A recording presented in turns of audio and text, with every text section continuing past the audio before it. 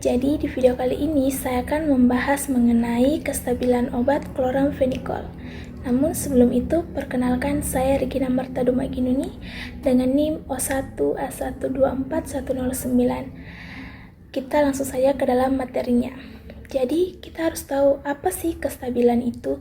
Jadi stabilitas obat mengacu pada kemampuan suatu produk atau obat untuk tetap dalam spesifikasi identitas, potensi, kualitas, dan kemurnian yang ditetapkan selama periode waktu tertentu.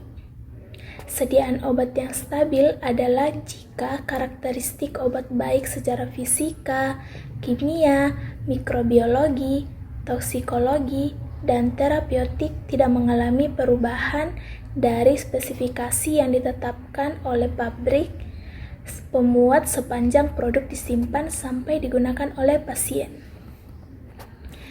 Jadi, ada pun faktor yang mempengaruhi kestabilan suatu obat, yaitu yang pertama ada suhu, pH, kemasan, cahaya atau sinar matahari, kemudian ada pelarut atau eksipien, kemudian ada kelembapan dan ruang pencampuran.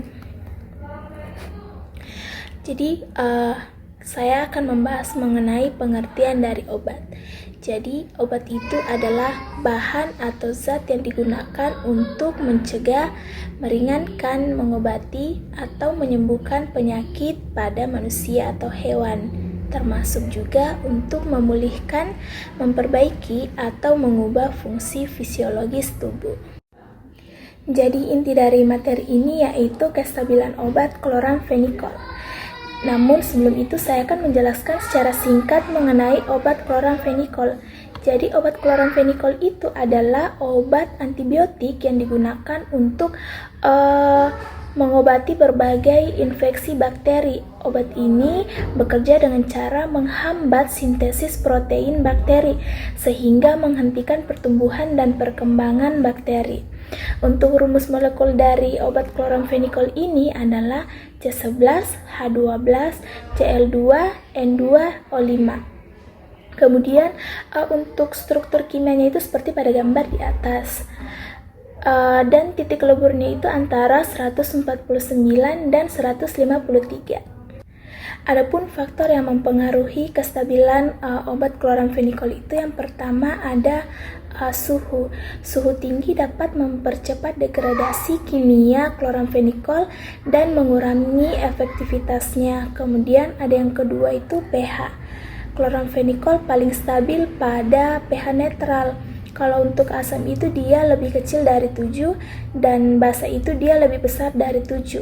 Dapat menyebabkan hidrolisis atau perubahan struktur kimia. Kemudian yang ketiga itu cahaya atau sinar matahari. Paparan cahaya terutama sinar UV dapat menyebabkan fotodegradasi dan menurunkan potensi obat. Yang keempat itu pelarut atau eksipien.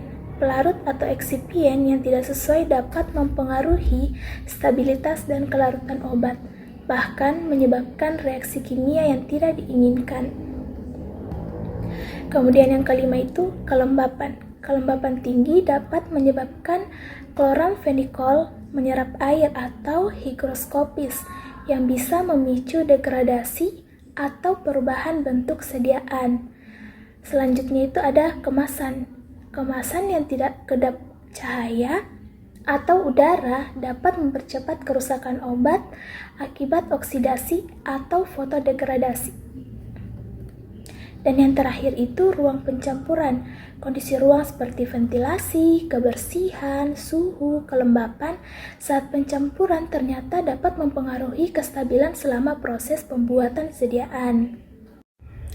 Adapun cara mencegah agar kestabilan chloramphenicol tidak rusak, yang pertama, simpan di suhu ruang yang stabil, hindari dari paparan panas atau penyimpanan di dekat sumber panas. Yang kedua, gunakan wadah kedap cahaya dan udara, simpan dalam kemasan aslinya atau botol berwarna gelap untuk mencegah fotodegradasi. Yang ketiga, jaga kelembapan, simpan di tempat kering dan hindari tempat lembab untuk mencegah penyerapan air. Yang keempat, perhatikan pH saat pencampuran. Pastikan sediaan tetap pada pH netral agar stabil secara kimia. Yang kelima, gunakan eksipien yang kompatibel. Pilih pelarut atau bahan tambahan yang tidak bereaksi dengan kloramfenikol. Contohnya itu seperti etanol, propilen glikol, kemudian ada aqua pro injeksi. Kemudian yang keenam itu ada hindari paparan langsung sinar matahari. Simpan di tempat yang terlindung dari cahaya langsung. Dan yang terakhir itu pastikan ruang pencampuran bersih dan terkendali. Jaga suhu, kelembapan, dan kebersihan ruang selama proses formulasi. Sampai sini saja materi yang bisa saya bawakan. Atas perhatiannya saya ucapkan terima kasih.